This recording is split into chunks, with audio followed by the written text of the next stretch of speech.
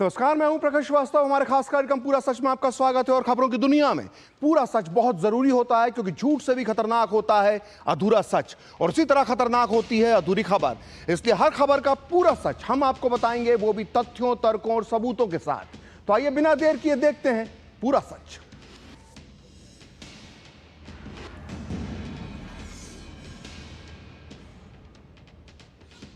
तो नया वक्फ कानून संसद से पास हो चुका है और उसके बाद इस पर सुप्रीम कोर्ट में भी सुनवाई पूरी हो चुकी है। ऐसा लग रहा था कि अब इस पर राजनीति बंद हो जाएगी, लेकिन हमारे देश में हर साल चुनाव होते हैं, इसलिए कोई भी मुद्दा कभी खत्म ही नहीं होता है। और ऊपर से वक्फ कानून तो ऐसा मुद्दा है जो सीधे सीधे उस वोट बैंक से जुड़ा है जिसकी संख्या 20 करोड़ है। तो इसीलिए बिहार चुनाव से पहले अब एक बार फिर वक्फ के मामले में आरजेडी और कांग्रेस ने इस मामले को तूल दे दिया है। इसलिए आज पूरा सच में हम आपको बताएंगे, वक्फ तो बहाना है, मुस्लिम वोट पाना है। लेकिन बड़ा सवाल यह है कि क्या मुस्लिम तुष्टीकरण के लिए संविधान से ऊपर शरिया को रखा जा सकता है? क्या मुस्लिम वोट पाने के लिए हमारे देश के नेता संवैधानिक तरीके से पास हुए किसी कानून को कूड़े में डाल देने की बात कर सकते हैं? क्या हमारे देश के संविधान को मुल्ला मौलवियों की स्क्रिप्ट से बदलने की कोशिश हो रही है? अगर ऐसा नहीं है तो फिर दिन भर संविधान रटने वाले तेजस्वी यादव और इंडी गठबंधन के बाकी नेता वक्फ कानून के नाम पर संविधान और न्यायपालिका की मर्यादा क्यों भंग कर रहे हैं? इसलिए आज हम आपको बताएंगे कि नए वक्फ कानून का विरोध करने वाले तेजस्वी यादव की आरजेडी और राहुल गांधी की कांग्रेस की मुस्लिम तुष्टीकरण की राजनीति का पूरा सच क्या है। साथ ही आज हम आपको बताएंगे आंकड़ों के साथ कि बिहार की मुस्लिम पॉलिटिक्स की पूरी हकीकत क्या है। तो देखते हैं पूरा सच पूरे विस्तार के साथ। तो नया वक्फ कानून संसद से पास हो चुका है, फिर भी कुछ मुस्लिम संगठन और मुख्य विपक्षी पार्टियां इसके खिलाफ सुप्रीम कोर्ट चले गए। और अब नए वक्फ कानून को लेकर एक बार फिर देश में सियासत गर्मा गई है। और सबसे ज्यादा गर्मी देखी जा रही है बिहार में, क्योंकि यहां इसी साल चुनाव होने हैं। पटना के गांधी मैदान में कल वक्फ बचाओ दस्तूर बचाओ के नाम से एक विरोध प्रदर्शन का आयोजन किया गया। वैसे तो इसका आयोजन एक मजहबी संगठन इमारत शरिया ने किया था, लेकिन चुनावी साल है, इसलिए यहां नेताओं का भी खूब जमावड़ा लगा। मुसलमानों को खुश करने के लिए इस रैली में आरजेडी के नेता तेजस्वी यादव, कांग्रेस के सलमान खुर्शीद और सांसद इमरान प्रतापगढ़ी, वहीं समाजवादी पार्टी के सांसद जियाउर रहमान वर्क भी यूपी से यहां पहुंच गए। इस कार्यक्रम में बिहारी नहीं बल्कि झारखंड और बंगाल से भी बड़ी संख्या में मुस्लिम समाज के लोग जमा हुए थे। जाहिर है मंच पर नेता इस मौके को कैसे बर्बाद जाने देते, इसलिए इन सभी नेताओं ने लंबी लंबी तकरीरें दी और नए वक्फ कानून को पानी पी पी के कोसा। और तो और मुस्लिम वोट बैंक का जादू कुछ ऐसा है कि कट्टर राजनीतिक दुश्मन तेजस्वी यादव और सांसद पप्पू यादव भी सारे गिले शिकवे भूलकर एक साथ एक मंच पर बैठे हुए थे। इतना ही नहीं, इस मंच पर ओवैसी की पार्टी AIMIM के बिहार प्रदेश अध्यक्ष विधायक अख्तरुल इमान भी थे। आपको तो पता ही होगा, कांग्रेस हो या फिर आरजेडी हो या फिर समाजवादी पार्टी, ये अक्सर ओवैसी की पार्टी को वोट कटुआ पार्टी कहते हैं। लेकिन जब मुस्लिम मतदाताओं को रिझाने की बात आई तो सब एक साथ एक मंच पर आ गए। और इसके बाद इनमें होड़ लगी कि मुसलमानों को रिझाने के लिए कौन कितनी बड़ी बातें करेगा, और इसमें बाजी मारी तेजस्वी यादव ने।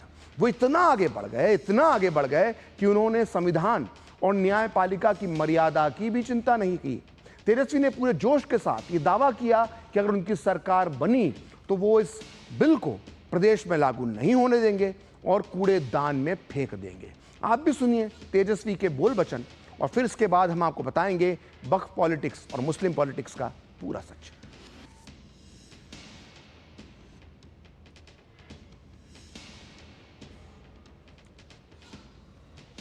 तो तेजस्वी यादव ने जो भाषण दिया उसमें उन्होंने सीधे सीधे कहा कि अगर उनकी सरकार अगर बनी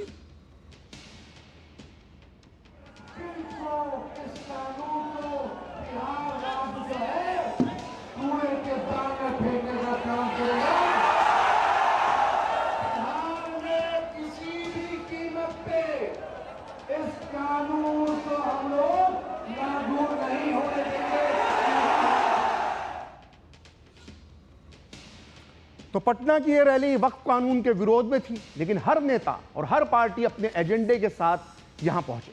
सपा सांसद जियाउर रहमान बर्क ने संभल मस्जिद विवाद का मुद्दा उठाकर सहानुभूति बटोरने की पूरी कोशिश की, तो कांग्रेस सांसद इमरान प्रतापगढ़ी वक्फ की जमीनों को बचाने के लिए कुर्बानी देने की, तो AIMIM नेता अख्तरुल ईमान जालिमों का पंजा मरोड़ने जैसी बयानबाजी करते हुए नजर आए। आप भी सुनिए इस मंच पर क्या कुछ कहा गया।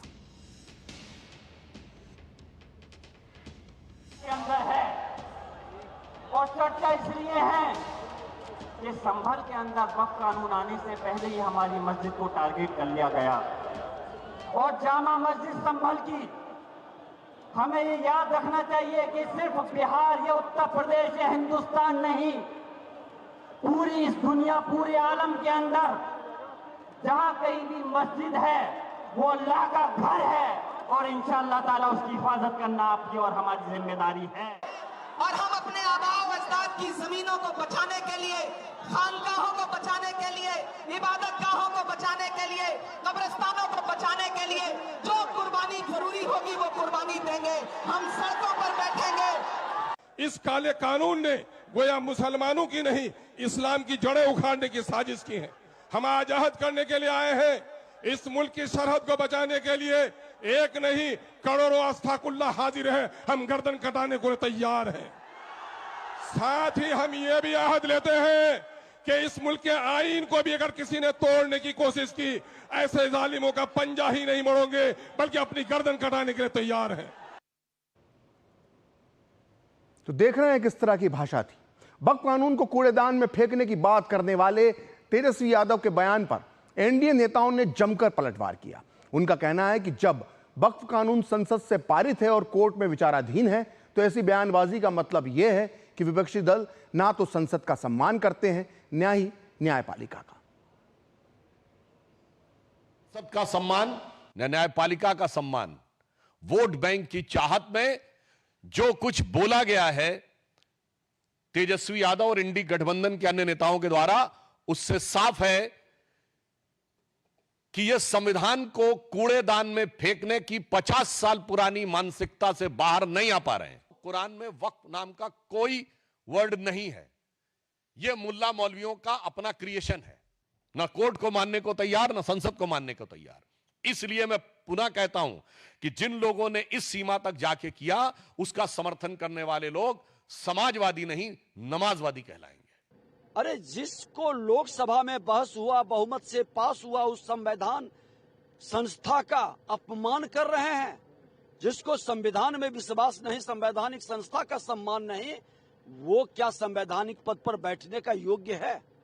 15 साल आपका राजपट रहा। उन 15 साल में कितने अल्पसंख्यक छात्रावास बने, कितने मदरसों को सरकारीकरण किया गया। तो कौन व्यक्ति है जो आने वाले उनके नस्ल को सुधारने का प्रयास कर रहा है, और कौन व्यक्ति है जो सिर्फ हिंदू मुस्लिम करा करके वोट लेना चाहता है? तो जो जात की राजनीति करते हैं, धर्म की राजनीति करते हैं, उनको ऐसी राजनीति मुबारक हो। तो आरजेडी शुरुआत से ही वक्फ बोर्ड पर विवाद खड़ा कर रही है। आरोप है कि वक्फ बोर्ड के नाम पर बिहार में मुसलमानों को अपने पाले में बनाए रखने के लिए वो जुगत लगा रही है। वो बिहार के मुसलमानों को बार बार बीजेपी और मोदी सरकार का झूठा डर दिखाती है। असल में लालू प्रसाद यादव एंड पार्टी के लिए मुस्लिम वोट बैंक बहुत अहम है। पिछले 3.5 दशक से MY समीकरण आरजेडी को जिंदा रखे हुए हैं। आइए अब आपको बिहार में मुस्लिम वोट बैंक का पूरा सच बताते हैं। बिहार में करीब 18% मुस्लिम आबादी है। राज्य की 243 विधानसभा सीटों में से 47 सीटें ऐसी हैं जहां पर मुस्लिम वोटर का बड़ा रोल है, बड़ी भूमिका है।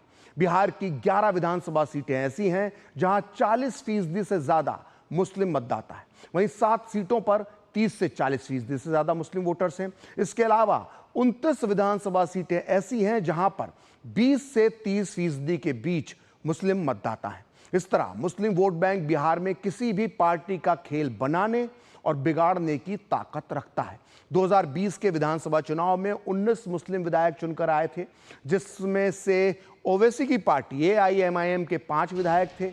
वहीं अन्य पार्टियों से जीते मुस्लिम उम्मीदवारों की बात करें तो आरजेडी से 8, कांग्रेस से 4, भाकपा माले से 1 और बसपा से भी एक मुस्लिम उम्मीदवार ने जीत दर्ज की थी।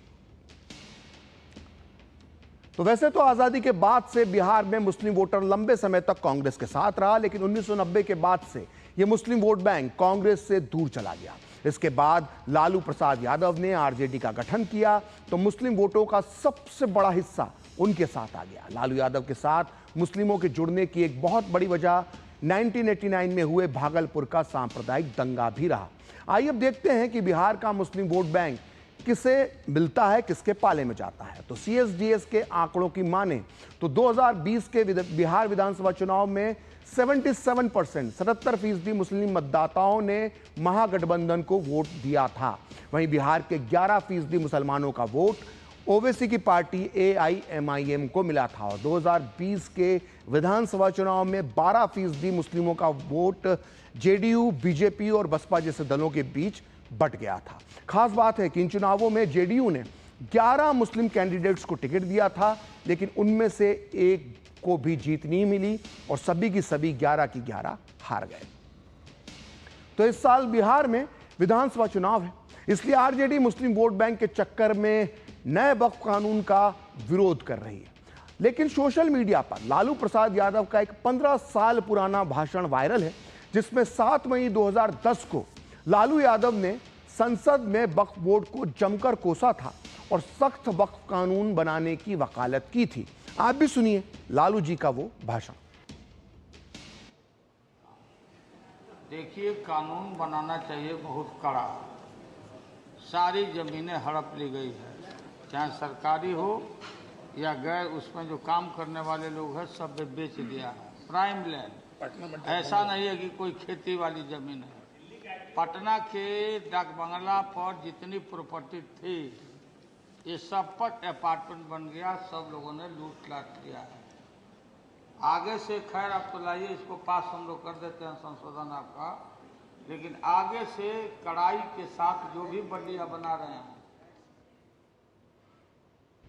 तो देखा आपने लालू यादव आज से 15 साल पहले तक कैसे सख्त कानून बनाने की वकालत कर रहे थे, लेकिन मुस्लिम वोट बैंक के चक्कर में आरजेडी और कांग्रेस जैसी पार्टियां बिहार विधानसभा चुनाव से पहले मुसलमानों को अब भड़काने का काम कर रही हैं।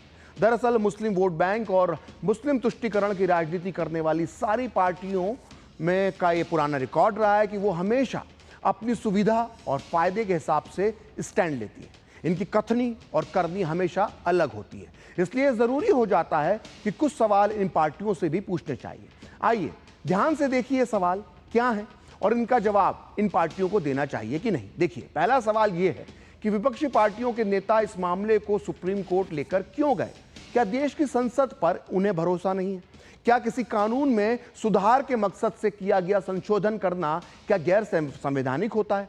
दूसरा सवाल यह है कि कांग्रेस से है दूसरा सवाल, और वो ये कि अगर कांग्रेस को संसद से ज्यादा सुप्रीम कोर्ट पर भरोसा है तो उसने 1985 में शाहबानो के केस में सुप्रीम कोर्ट के फैसले का विरोध क्यों किया था और फिर मुस्लिम कट्टरपंथियों के सामने घुटने टेक कर राजीव गांधी की सरकार ने इस फैसले को संसद से कानून बनवाकर क्यों बदलवाया था? ध्यान से समझिए इस चालाकी को। शाहबानो केस में कट्टरपंथी अपने फायदे के लिए सुप्रीम कोर्ट के फैसले को संसद से बदलवा लेते हैं और वहीं वक्फ कानून में अब ये लोग अपने फायदे के लिए संसद के कानून को सुप्रीम कोर्ट से बदलवाना चाहते हैं, मतलब अपने हिसाब से अपना स्टैंड लेते हैं। तीसरा सवाल यह है कि कांग्रेस, आरजेडी और समाजवादी पार्टी हमेशा मुस्लिम समाज में होने वाले किसी भी सुधार का विरोध क्यों करते हैं, चाहे वो शाहबानो का केस हो, ट्रिपल तलाक का मामला हो या फिर हिजाब का मामला हो। ये हमेशा मुस्लिम समाज के सुधार के हर पुण्य कार्य में जो है वो अड़ंगा डालते हैं। चौथा सवाल, अगर वक्फ कानून का मामला सुप्रीम कोर्ट में है तो फिर सड़कों पर शक्ति प्रदर्शन करने की क्या जरूरत है? क्या यह न्यायपालिका पर कोई प्रेशर बनाने की, दबाव बनाने की कोशिश है? पांचवा सवाल यह है कि क्या पुराने वक्फ कानून से मुस्लिम संगठनों के कुछ नेताओं का कोई व्यक्तिगत स्वार्थ यानी पर्सनल इंटरेस्ट जुड़ा हुआ है? क्योंकि ये लोग बार बार इन लोगों पे आरोप लगता है कि कुछ ताकतवर लोगों ने खुद वक्फ की जमीनों पर कब्जा कर रखा है। दरअसल ये इस देश का और खासकर मुस्लिम समाज का दुर्भाग्य है कि हमेशा कुछ पार्टियों ने उन्हें सिर्फ एक वोट बैंक से ज्यादा कभी कुछ नहीं समझा। ये पार्टियां कभी ट्रिपल तलाक, कभी सीए, तो कभी वक्फ बिल के नाम पर मुसलमानों को बरगलाने का काम करती आई है। ये मजहबी भावनाएं भड़काकर मुसलमानों का वोट तो पा लेती हैं, लेकिन जब यही पार्टियां सत्ता में होती हैं तो मुसलमानों के असली विकास के लिए कभी कुछ नहीं करती। यही वजह है कि एक बहुत बड़ा वोट बैंक होने के बाद भी मुस्लिम समाज ना तो उसका आर्थिक उत्थान हुआ और ना ही उसका सामाजिक उत्थान हुआ। लेकिन दुर्भाग्य की बात है कि ज्यादातर मुसलमान इस बात को अब तक नहीं समझ पाए हैं। दरअसल मजहब के नाम पर वोट बैंक बन जाना ये एक पुरानी बीमारी है। आजादी के पहले भी यही होता था और इस बीमारी को डॉक्टर बाबा साहेब अंबेडकर 40 के दशक में ही पहचान गए थे। मुस्लिम समाज की इस सोच को और मुस्लिम पॉलिटिक्स पर डॉक्टर अंबेडकर ने अपने विचार अपनी इस पुस्तक पाकिस्तान और द पार्टीशन ऑफ इंडिया में विस्तार से लिखे हैं। इस पुस्तक का हिंदी अनुवाद पाकिस्तान अथवा भारत का विभाजन इस वक्त मेरे हाथ में है। इसलिए आज जब कई मुस्लिम बुद्धिजीवी बार बार डॉक्टर अंबेडकर की दुहाई देते हैं तो उन्हें इस बारे में उनके विचार भी सुनना चाहिए। बाबा साहब अपनी इस पुस्तक के पेज नंबर 232 से लेकर 234 तक मुसलमानों की सियासी सोच के बारे में लिखते हैं कि मुसलमानों की राजनीति में कोई रुचि नहीं है, उनकी रुचि सिर्फ मजहब में है। मुसलमान वोटर अपने उम्मीदवार से सिर्फ यही चाहता है कि वो मस्जिद के पुराने बल्ब की जगह अपने खर्चे पर नए बल्ब लगा दे। जीवन के किसी भी सेक्युलर तत्व की मुस्लिम सियासत में कोई जगह नहीं है। मुसलमान सिर्फ मजहब के सामने ही नतमस्तक होते हैं। तो पटना में वक्फ संशोधन बिल के विरोध में रैली थी। इस साल बिहार में चुनाव है और यही वजह है कि आरजेडी के नेता यहां मौजूद थे। लेकिन बड़ा सवाल यह है कि आखिर यहां अखिलेश यादव की समाजवादी पार्टी के नेता क्या कर रहे थे। तो इसका सिर्फ एक ही उत्तर है और वो है मुस्लिम तुष्टीकरण और मुस्लिम वोट बैंक। दरअसल समाजवादी पार्टी की स्थापना मुलायम सिंह यादव ने MY समीकरण यानी मुस्लिम यादव गठजोड़ पर की थी। समाजवादी पार्टी का पुराना इतिहास चीख चीख कर इसकी मुस्लिम तुष्टीकरण की जो नीतियां हैं उन्हें बयां करता है। समाजवादी पार्टी के संस्थापक मुलायम सिंह यादव जब विपक्ष में रहते थे तो मुस्लिमों की आवाज उठाते और जब वो सत्ता में होते तो उनके लिए काम करते। वो अपनी मुस्लिम तुष्टीकरण की नीति में सही गलत नहीं देखते थे। यहां तक कि मुस्लिम वोट बैंक को साधने के लिए 1990 में उन्होंने अयोध्या में राम भक्त कार सेवकों पर गोली बरसाने में भी परहेज नहीं किया था, जिसमें दर्जनों कार सेवकों की मौत हो गई थी। इसके बाद से ही मुसलमान पूरी तरह से मुलायम के साथ आ गए। अब अखिलेश भी मुलायम सिंह के कदमों पर चल रहे हैं। अब आइए आंकड़ों के जरिए जानते हैं यूपी में मुस्लिम वोट बैंक का पूरा सच, जिसकी वजह से अखिलेश यादव आज सुधारवादी नए वक्फ कानून का विरोध कर रहे हैं। तो उत्तर प्रदेश में करीब 20% मुस्लिम मतदाता हैं और राज्य की कुल 403 विधानसभा सीटों में से 143 सीटों पर मुस्लिम वोटर अपना असर रखते हैं। इनमें से 70 सीटों पर मुस्लिम आबादी 20 से 30% के बीच है, जबकि 73 सीटों पर ऐसी हैं जहां मुसलमान 30% से भी ज्यादा हैं। वहीं लोकसभा की बात की जाए तो कुल 80 सीटों में से 29 सीटों पर मुसलमान मतदाता हार और जीत तय करते हैं। अखिलेश यादव और उनकी समाजवादी पार्टी को मुसलमानों की हर वाजिब और गैर वाजिब मांग मांगने का फायदा भी मिलता है। 2024 के लोकसभा चुनावों में मुसलमानों ने कांग्रेस सपा गठबंधन को भर भर कर वोट दिए थे। CSDS और लोक नीति के सर्वे के मुताबिक यूपी में 92% मुसलमानों ने समाजवादी पार्टी और कांग्रेस गठबंधन को वोट दिया था।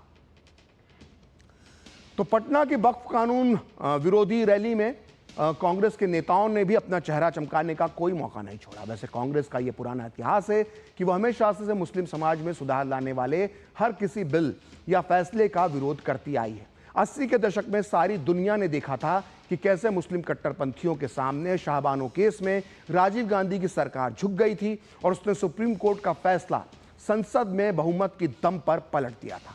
इसके अलावा ट्रिपल तलाक विरोधी कानून में भी कांग्रेस का रुख सभी ने देखा है। जाहिर है कांग्रेस नए वक्फ कानून का भी विरोध मुस्लिम तुष्टीकरण की वजह से कर रही है। दरअसल आजादी के बाद से ही देश के पूरे मुस्लिम वोट बैंक का ठेका कांग्रेस ने ले लिया था। इसके बदले में कांग्रेस की हर सरकार ने जबरदस्त तरीके से मुस्लिम तुष्टीकरण किया। 1954 में नेहरू सरकार ने ही वक्फ एक्ट बनाया था। इसके बाद 1964 में कांग्रेस की सरकार ने ही केंद्रीय वक्फ बोर्ड का गठन किया। इसके बाद साल 2013 में एक बार फिर से वक्फ एक्ट में जो संशोधन किया गया और कांग्रेस की अगुवाई वाली यूपीए सरकार ने वक्फ बोर्ड को असीमित अधिकार दे दिए संशोधन के माध्यम से। इसी संशोधन के बाद वक्फ बोर्ड की किसी भी संपत्ति को वक्फ संपत्ति घोषित करने का हक मिल गया था। तो इस तरह से कांग्रेस को जब भी मौका मिला वो मुस्लिम तुष्टीकरण की राजनीति में कभी पीछे नहीं हटी। आइए अब आंकड़ों के जरिए समझते हैं कि कांग्रेस की मुस्लिम वोट बैंक की राजनीति का पूरा सच क्या है। तो CSDS और लोक नीति के सर्वे के मुताबिक 2024 के लोकसभा चुनाव में पूरे देश में कांग्रेस को 38% मुसलमानों का वोट मिला था। यानी करीब करीब देश के हर तीसरे मुसलमान ने कांग्रेस को अपना वोट दिया था। इसके अलावा कांग्रेस के सहयोगी पार्टियों को मुसलमानों का 27% वोट मिला था। अगर इन मुस्लिम वोटों को आपस में जोड़ दिया जाए तो देश भर के करीब 65% मुस्लिम मतदाताओं ने कांग्रेस और उसके सहयोगी दलों को वोट दिया था। आइए अब उन राज्यों की बात करते हैं जहां या तो कांग्रेस सत्ता में है या वो मुख्य विपक्षी पार्टी है। वहां कितने मुस्लिम वोटर्स हैं इसको भी समझ लीजिए। देखिए, असम में कांग्रेस मुख्य विपक्षी पार्टी है और वहां 34% मुस्लिम आबादी है, जबकि केरल में 27% मुस्लिम आबादी है। उसी तरह झारखंड में मुसलमानों की संख्या 15% है, वहीं उत्तराखंड में 14%, कर्नाटक में 13%, तेलंगाना में 13%, 13% मुस्लिम वोटर हैं, जबकि महाराष्ट्र में मुस्लिम आबादी है करीब 12%। तो जब नया वक्फ कानून लाने की बात हुई थी तब से ही बिहार में मुस्लिम संगठन इसका विरोध करने लगे हैं। जानकारों का मानना है कि इसकी वजह बिहार में वक्फ से जुड़े कई विवाद हैं। आरोप है कि पूरे बिहार में वक्फ के नाम पर कई जमीनों पर गलत दावे ठोके गए हैं और नया कानून आने के बाद ना केवल वक्फ बोर्ड को दावे छोड़ने पड़ेंगे ये सारे, बल्कि उनके पास जो गलत तरीके से हथियाई गई जमीन है वो भी खतरे में पड़ जाएगी। आइए वक्फ के नाम पर चल रहे इस पूरे खेल का पूरा सच कुछ आंकड़ों के माध्यम से समझते हैं। देखिए, पूरे बिहार में 8000 से ज्यादा वक्फ संपत्तियां हैं। इसके अलावा पूरे राज्य में वक्फ बोर्ड के पास करीब करीब 2 लाख एकड़ के आसपास जमीन भी बताई जाती है। खास बात यह है कि इनमें से कई संपत्तियों पर विवाद है। एक अनुमान के मुताबिक करीब 450 वक्फ संपत्तियों से जुड़े केस ट्रिब्यूनल और हाई कोर्ट में पेंडिंग है। आइए अब जानते हैं वक्फ बोर्ड से जुड़े विवादित दावों के बारे में। देखिए, पिछले साल अगस्त में पटना से सटे फतुहा के पास एक गांव है गोविंदपुर। इस गांव को पूरे की पूरे गांव को वक्फ बोर्ड ने अपना उस पर दावा ठोक दिया था। इस गांव में करीब 95% हिंदू परिवार रहते हैं, 95% आबादी हिंदुओं की है। इसके बाद इन लोगों ने पटना हाई कोर्ट का दरवाजा खटखटाया तो वक्फ बोर्ड अपने दावे के पक्ष में एक भी सबूत कोर्ट में पेश नहीं कर पाया। इसके अलावा मुजफ्फरपुर जिले के प्रसिद्ध बाबा गरीबनाथ मंदिर से जुड़ी एक जमीन पर भी वक्फ बोर्ड ने दावा ठोक दिया था। वहीं पटना के बीचों बीच फ्रेजर रोड पर बेशकीमती 17 बीघा जमीन पर भी वक्फ बोर्ड ने अपना दावा ठोक रखा है। पटना का जो कोतवाली थाना है और पीर बहोर थाना जो है उसकी जमीन को भी वक्फ बोर्ड अपना बताकर उस पर दावा ठोक चुका है। और तो और पटना का जो डीएम का सरकारी बंगला है उसे भी वक्फ बोर्ड अपना बताकर दावा ठोक चुका है। यह अभी हमने आपको सिर्फ कुछ चुनिंदा केस बताएं। वक्फ बोर्ड के दावों की बिहार में एक लंबी सी लिस्ट है। तो पूरा सच में वक्त है एक ब्रेक का और ब्रेक के बाद बताएंगे ओवैसी के बिहार प्लान में किसे होगा फायदा और किसे होगा नुकसान।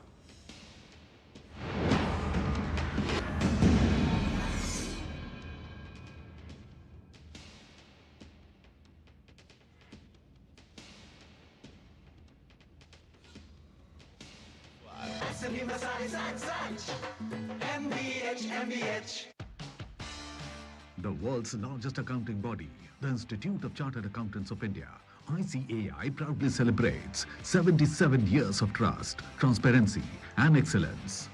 With Vishwasniya as the guiding light, the ICAI continues its march towards the vision of Viksit Bharat, shaping and powering India's economic growth. Join us in celebrating the 77th CA Day on July 1st at Bharat Mandapam, New Delhi from 3:30 p.m. onward. Work from home, high salary, बस एक click में। अरे वाह! अनजान links पर click मत कीजिए। RBI कहता है जानकार बनिए, सतर्क रहिए। जब धरती चीर कर निकलता है लोहे का पत्थर और मिलता है मोंगिया के जोश से, फिर तपता है, पिघलता है और बनता है फौलाद। अब होता है सरिया सारी खूबियों के साथ।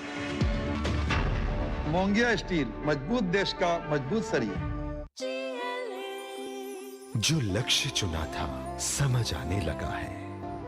GLA यूनिवर्सिटी, उच्च लक्ष्य की निश्चित प्राप्ति। कैंट गोल्ड से पानी होता है ज्यादा प्योर, बैक्टीरिया के अलावा हानिकारक सिस्ट भी निकलती है। बिना बिजली से चलने वाला वाटर प्योरीफायर जो पानी को शुद्ध करे और बीमारियों से बचाए। अब हर परिवार होगा स्वस्थ कैंट से। शादी का किचन महके जहां, गोल्डी किचन किंग मसाले हो वहां। गोल्डी लाई है फ्रेश लॉक टेक्नोलॉजी जो रखे मसालों को हर समय फ्रेश।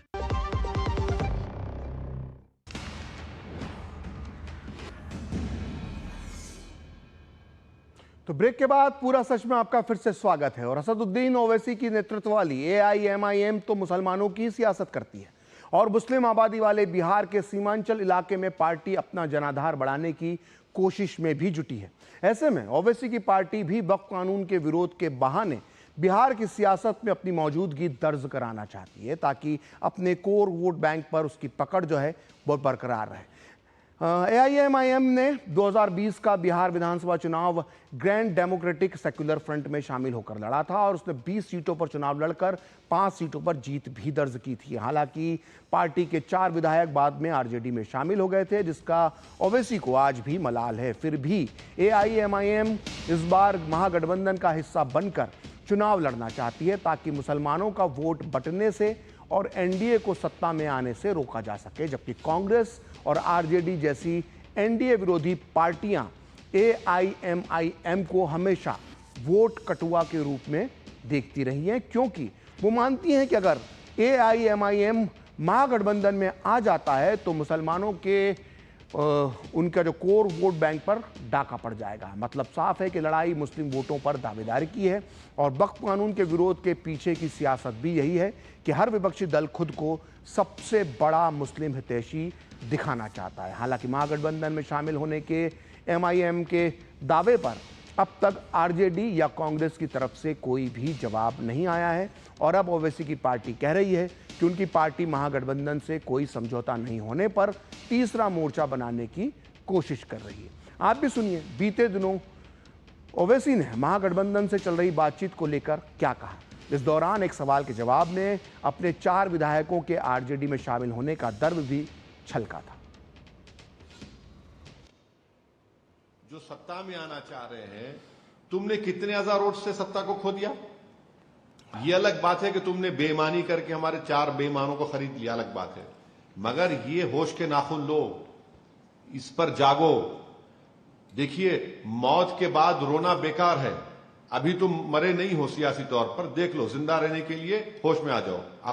अख्तरुल ईमान साहब ये कोशिश कर रहे हैं, जो हमारे बिहार के अध्यक्ष हैं। लोग जानते नहीं हैं कि 5 साल पहले भी मैंने कोशिश की थी इनके 2 बड़े बड़े सांसद को जाकर उस पुरानी पार्लियामेंट की बिल्डिंग के सेंट्रल हॉल में मैंने उनसे जाकर कहा था।